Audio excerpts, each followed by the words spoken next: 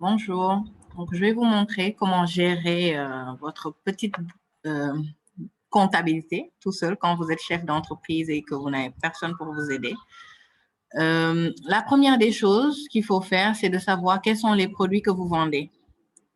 Pourquoi j'ai mis DAS? C'est des domaines d'activité stratégiques sur lesquels il faudra voir si vous en avez.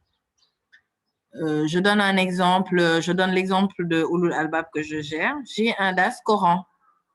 Dans le DAS Coran, il y a adultes, il y a enfants. Et même dans adultes, j'ai plusieurs cours d'adultes que je mettrai ici. Donc, je mets mon DAS 1 adulte peut-être ici. Niveau 0, niveau 1, niveau 2, niveau 3. Et je sais que le niveau 1, en janvier, ça m'a apporté, je dis 20 000 francs. Le niveau 2, ça m'a apporté 30 000. Le niveau 3, etc. Donc, sur janvier, je peux savoir sur ce DAS adulte-là combien j'ai pu avoir par ligne de produit. Donc, vous allez adapter ce que je dis à ce que vous faites. D'accord? Sur le DAS enfant, j'ai le camp de vacances qui va venir. J'ai aussi des enfants qui étudient uniquement en ligne. Donc, j'ai plusieurs domaines d'activité stratégique que je peux. J'ai plusieurs produits dans le DAS enfant. D'accord? Il y a le DAS webinar, comme celui qu'on fait peut-être tous les mois ou 2 fois par mois. Dans le DAS webinar, il y a développement personnel qui rapporte en janvier temps. Donc, ça vous permettra de faire vos prévisions de rentrée d'argent.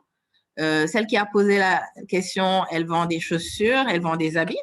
Donc, sur la partie chaussures, donc peut-être que ce sera son DAS 1, chaussures, il y a les chaussures à talons et tout. Combien ça t'a rapporté durant le mois de juillet?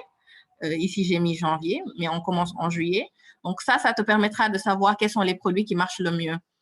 Donc, le deuxième DAS, si c'est les habits, donc si c'est les robes, si c'est les jupes et tout, ça te permettra de savoir ce que tu as vendu et de façon très claire pour savoir ce qui te rapporte le plus, là où tu fais le plus de bénéfices, ce que tes clientes aiment le plus. Donc, ça, c'est tes prévisions de recherche et tu pourras avoir un total ici.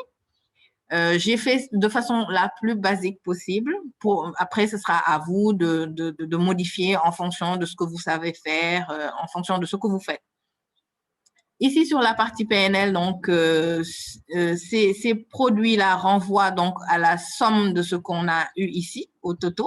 Donc, ici, on peut faire un petit total et on peut pointer vers ce fichier-là.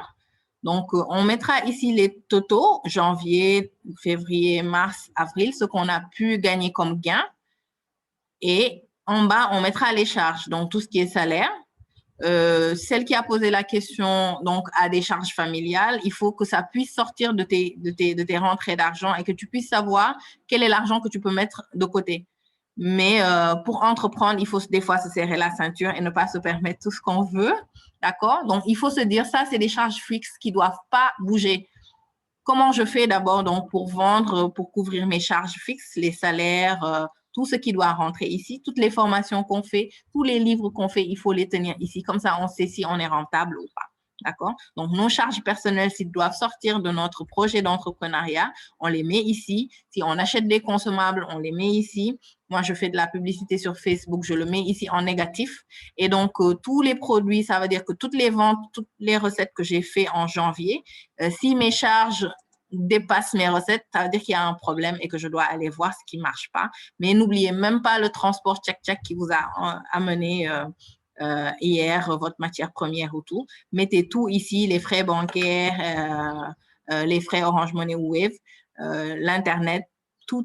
Ça vous permettra de savoir si vos charges sont supérieures à vos dépenses et comment supprimer certaines choses pour pouvoir vous en sortir. Il faudra vous serrer la ceinture si vous voulez réinvestir et grandir. Voilà, assalamu alaikum wa rahmatullah.